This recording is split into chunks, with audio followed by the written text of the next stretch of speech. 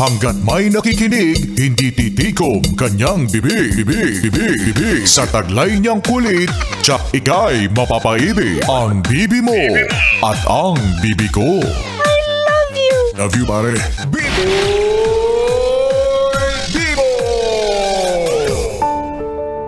Gandang gabi! Ako'y nagbabalik, DJ B-Boy Bibo, para sa ating tuloy-tuloy na BB Time tungkol sa usaping mga taong people pleaser. O para sa'yo, yes friend, ano ba ang ibig sabihin ng salitang people pleaser? Ito yung kapag lagi mong inuuna yung iisipin at mararamdaman ng iba. Ito yung gusto mo laging okay ka sa paningin nila or para sa kanila. Kahit na ang totoo, hindi ka na okay. Hindi ka na komportable sa ginagawa mo. Hindi ka na masaya sa pinapagawa sa'yo. Pero pinipilit mo pa rin yung sarili mo kasi ayaw mong may masabi silang masama sa'yo. Or maging pangit yung pakikitungo ng ibang tao towards you. Alam niyo mga yes friend, para sa akin, aminin na natin no na minsan normal naman talaga to.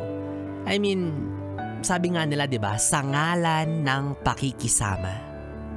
Which is normal. Sabi nga sa kanta, walang sino man ang nabubuhay para sa sarili lamang. Yeah. Anong artihan yung pagkanta, diba? Sinabi sa kanta yun. So, darating at darating talaga sa punto ng buhay mo na kakailanganin mong makisama. Kahit pasabihin mong introvert ka, ay hindi pwede be. Talagang may iba't ibang tao kang makikilala sa buhay mo. May iba't ibang tao kang pakikitunguhan. Pero hindi ibig sabihin nun, wala ka ng limitasyon. Hindi ibig sabihin nun na lahat ng gusto nila ay susundin mo. Kasi ang buhay hindi parang nanay-tatay. Na kapag nagkamali ka sa paningin nila ay pipingutin ka nila or sasaktan ka nila. Hindi ganun yun. Ano ka ba? Huwag kang matakot. Lalo na kung alam mong hindi ka na okay sa ginagawa mo, hindi ka na masaya. Do what makes you happy.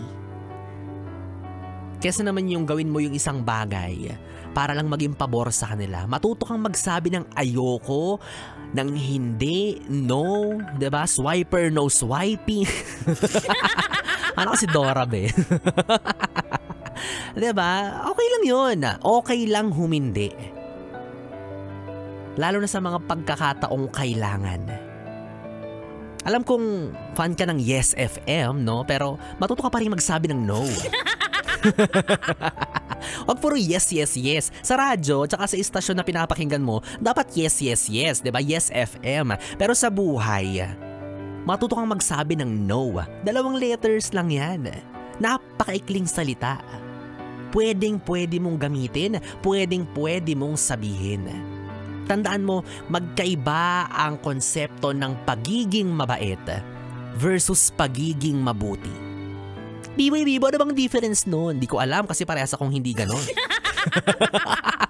Hindi ako mabait, hindi rin ako mabuti. Oo, wala sa pagpipilian. De, ano ba, for me ha, in my opinion, wow, opinionated.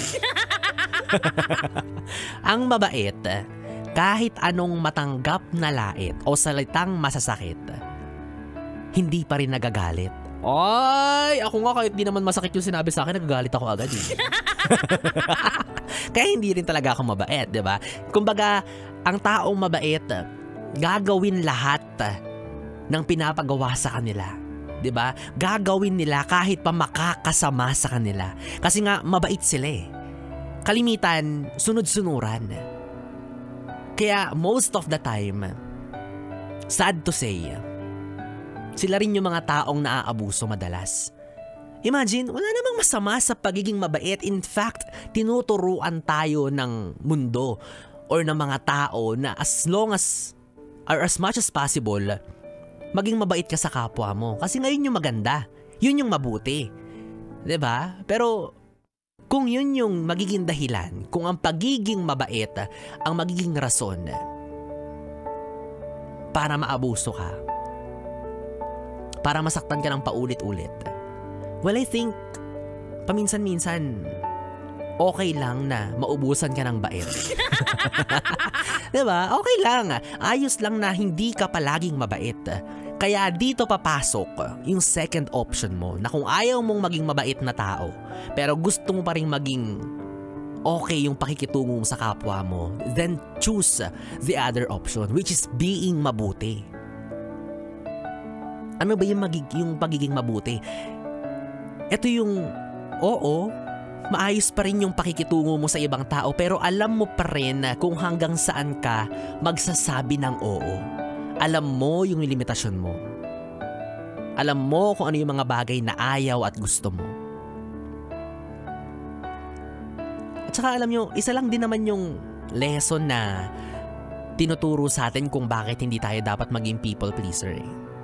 Isa lang yung tinutumbok niyan na dahilan. Yun ay para magkaroon tayo ng sarili nating prinsipyo, ng sarili nating paninindigan, matibay na pamantayan ng paninindigan. Diba? Umalis ka sa isang lamesa lalo na kung hindi na sila naghahain ng respeto para sa'yo. Leave the table where respect is no longer being served. Wow, in English. Oh my God, I'm so proud sa sarili ko. Na-English ko yun. Diba? At saka huwag kang matakot. Huwag kang matakot na iwan yung mga taong lagi kang ginagawang uto-uto, sunod-sunuran.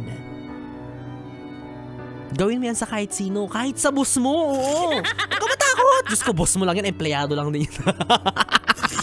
Ang tapang ni Biboy ha. Oo, naka ba? Halimbawa, may inuutos siyang hindi mo gusto. Sabihin mo, boss, sorry, you've reached my limit.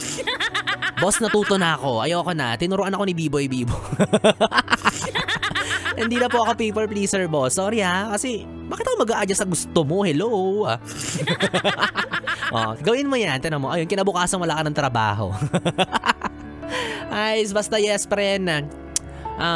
At the end of the day, ikaw at ikaw pa rin ang may pinaka-control sa buhay mo. Buhay mo yan. Ikaw ang gagawa ng sarili mong kapalaran. Binigyan tayo ng kanya-kanyang utak para mag-decide on our own. Ikaw ang nakakaalam ng plano, responsibilidad mo, lahat ng mangyayari sa'yo na gusto mong mangyari sa buhay mo. At lahat ng yan ay nakadepende sa mga naging desisyon mo at pakikisama mo sa ibang tao. Okay lang makisama, walang masama doon. Diba? Be friendly, be extrovert. Pero dapat may peace of mind ka. Dapat alam mo na yung ginagawa mo ay naaayon sa kagustuhan mo at naaayon lagi sa tama. Hanggat wala kang inaapakang tao at ginagawa mo yung gusto mo, you're good to go. Walang problema. Kapag hindi mo sinunod yung gusto nila, hayaan mo silang magalit. Diba? Kesa naman tuluyan kang mangliit. Piliin mo pa rin yung dignidad na meron ka kumpara sa ikagagalit nila. Diyos ko, galit lang nila yan. Aanhin mo naman, hindi ka naman bubuhayin ng galit nila, diba? Sundin mo kung ano sa tingin mo yung nararapat para sa'yo. Sundin mo yung pasok sa moralidad mo. Diba? At higit sa lahat, sundin mo ang utos ng mama mo. Yan ang pinaka-importante, di ba? Huwag mong sundin ang lahat pero ang mama mo sundin mo. Mama mo yan eh, di ba? Nag-iba yung topic bigla. Well, anyways mga yes friend, 3 oras na BB time na naman ang ating pinagsamahan. Nakapiling mo ang BB mo sa radyo, DJ Biboy Bibo. Ang DJ na single, ready to mingle. Basta, walang label. Magkasama at magkarinigan tayong muli bukas sa parehong oras. Dito pa rin sa 101.1 Yes FM. Solid. Good night, BB. Mwah, mwah.